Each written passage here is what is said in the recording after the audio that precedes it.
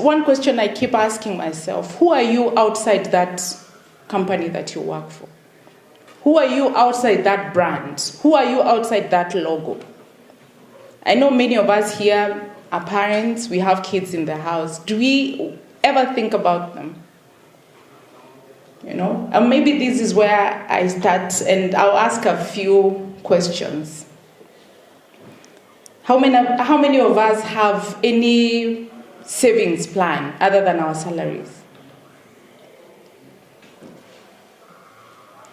Sio, hata niko tempted naona vile hata ushaanza kusikitika tayari. I hope una gather your data even as we wait to hear from you.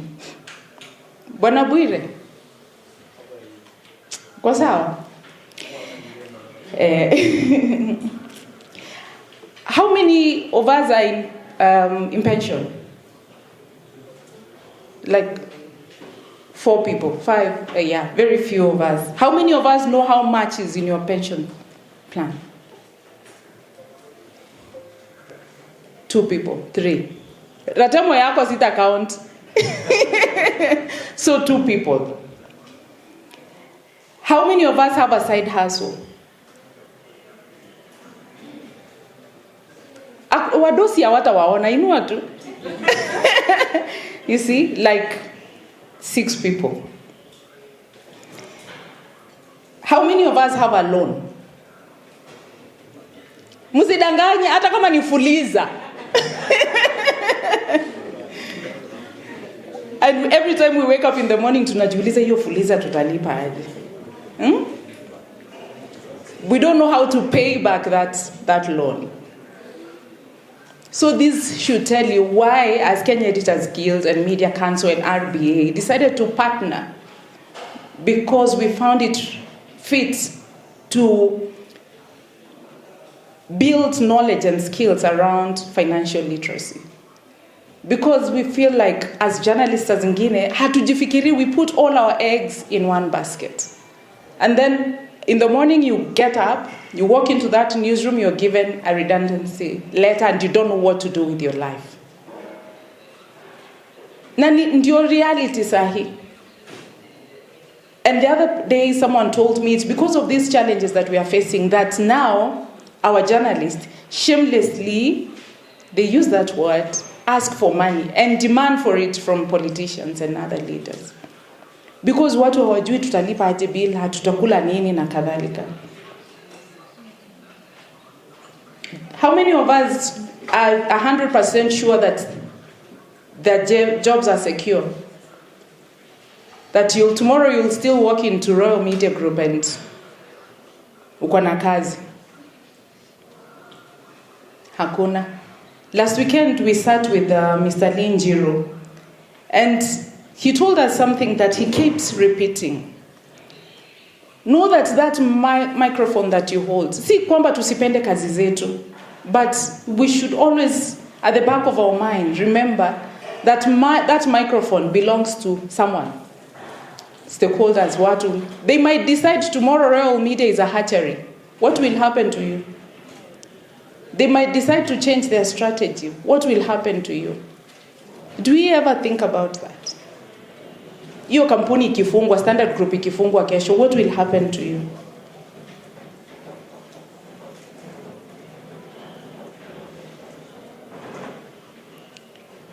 That is why, colleagues, financial preparedness is no longer an option. It is a necessity. So once again, allow me on behalf of Kenya Editors Guild to sincerely thank the CEO and the leadership of RBA.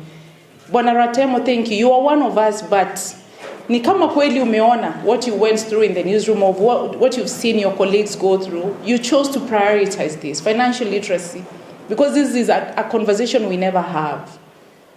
Building capacity for journalists, not just about how to report, skilling themselves to know how to take care of themselves. Because sometimes we feel like ni kama hatujifikiri, tunaona ni kama hiyo kazi itadumu milele.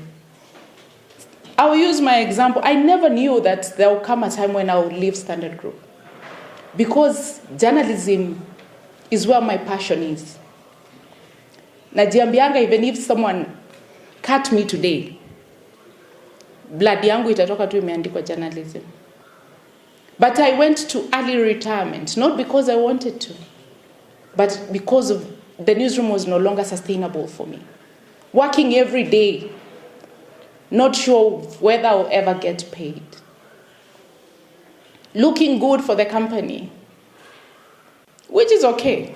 But at the end of the day, you get home. You don't even know whether you will get home or how you will get home. We've seen colleagues sleeping in the newsrooms. We've seen marriages that are broken. Yeah? Obuchunju, yako imevunjika kaka. Anyway, it's on a light note. Yeah? We've lost at least 5 colleagues that I know. Because unafika nyumbani, mzee ni mgonjwa, mtoto ni mgonjwa, hujui mpeleke hospitali vipi, umefukuzwa nyumbani, hujalipa bills na kadhalika. It's very painful. It's very painful to see what our colleagues are going through. Lakini hatukuja kukuvunja moyo, tulikuja kukupea matumaini. And again, allow me to go back to CEO. Thank you for keeping your word. Because the last engagement we had, haikuwa nzuri. I'm one of the people that came in that room pained. Because over time, I was in the newsroom for 18 years. And then when I'm exiting, I'm told, your money was never remitted. I know many of you have experienced that. I know many of you don't even question, don't even know whether your money is ever remitted. Be it NSSF, be it pension, SACCO money, Lakini huwa tunanyamaza. So thank you for keeping your word and convening us here today for us to have a conversation. And thank you for giving me hope. Leo nilikuwa nimeingia hapa nimejiami. The way I will come for your throat. Nikwambia uliahidi kwamba you will help us hold these people accountable and ensure that our money is safe. And you gave me hope.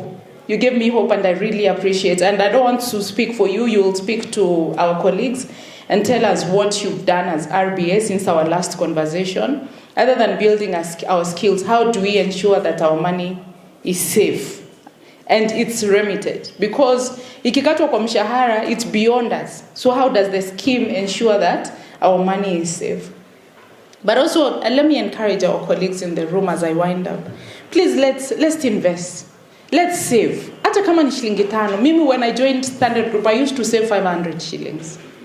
Na ndio hiyo sasa imekwama. Lakini please, even if it's not in that circle, somewhere else. Save. You never know. Because since I exited last year, September, if I hadn't saved, I don't know, my story would be different. I'm sure many of you here think because I'm the president of Kenya Editors Guild, I have a salary. This is a voluntary job. These council members serve you on a voluntary basis. We are not paid by Kenya Editors Guild. So imagine if I hadn't saved, how it would have been for me. The society has set standards for us, especially those of us who are in the public domain. You are supposed to live in certain neighborhoods. Zubeidah haezi enda kwa kibanda akule. Zubeidah haezi enda kwa soko. Zubeidah haezi panda matatu. That pressure has forced many of us to take loans that we cannot even pay because we want to please the society. Because we want to appear in a certain way. We are living a lie, and I will tell you for a fact. Many of us are living a lie. Tunataka kuonyesha society kwamba tuko sawa, but we are not. Na ndio sasa unaona people are dying silently. Mtu akosa kuamka asubuhi because sasa umeshindwa, maloni zimejaa out of pressure. Kampuni yenye ulifanyia yenyewe they don't care about you. Sasa zile mambo kimekuramba ndio utajua kweli who cares about you. So let's invest. Hata kama nakumbuka Bwana Kizito will speak to this maybe later. Tulikuwa at some point tumeambiwa you cannot have side hustles. Tulikuwa tumekatazwa kabisa. So what does that do to you? So I'm just asking us these questions to have them at the back of our minds. Ndio tukianza kufanya hizi conversations, tujiulize maswali magumu sana. Before we leave this room, tujiulize. Umetoka na knowledge gani? How are you looking at yourself differently? Like, unajipanga vipi kwa maisha yako? And I'll go back to one more thing that Bwana Njiro told me. Unajua sasa journalists, why we are struggling because sometimes utaenda kwa hiyo assignment, maybe that politician akupatia 3,000.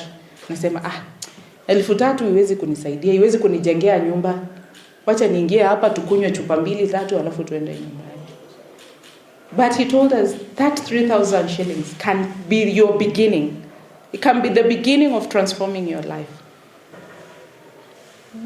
Hata kama utanunua kitu moja tu useme hii ni jiwe moja, nitanunua lingine kesho kutwa na kadhalika. And that's why we are having these engagements with RBA to see how do we invest, what options are there. Tukisema ni kusave, other than RBA that is a pension that is a long-term plan, what else? How else do we invest? Where do we invest? How much? You know? How do we build these small businesses to sustain us? Sorry, I don't want to take so much of your time. It's because I've really been pained. Kwa sababu tumejaribu sana kufuatilia pesa zenu, wale ambao hawajalipwa. We are trying. We are really trying. Now it got to a point now where we are taking the legal route because we've seen hii inaitangwa nini?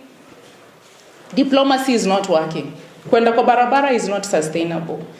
So how else do we approach this? But even as we wait for the legal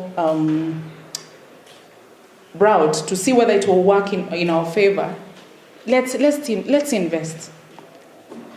Let's invest. But also tupende kazi zetu. Tusiseme tusipende kazi zetu. Ratemo kama tusiseme tusipende kazi zetu. But ni lazima tukumbuke kwamba ni sisi wenyewe kujipanga maisha yetu, where we want to be, where we want to go, how we want to live. Because the business models have changed. Sasa tunaongea about technology. Everybody is scared about technology and whether it will take these AI things will take up our jobs. Lakini as we think about even how we apply the use of technology in our newsrooms, tujiulize, are our jobs secure, safe? If that job is not there tomorrow, what do we do?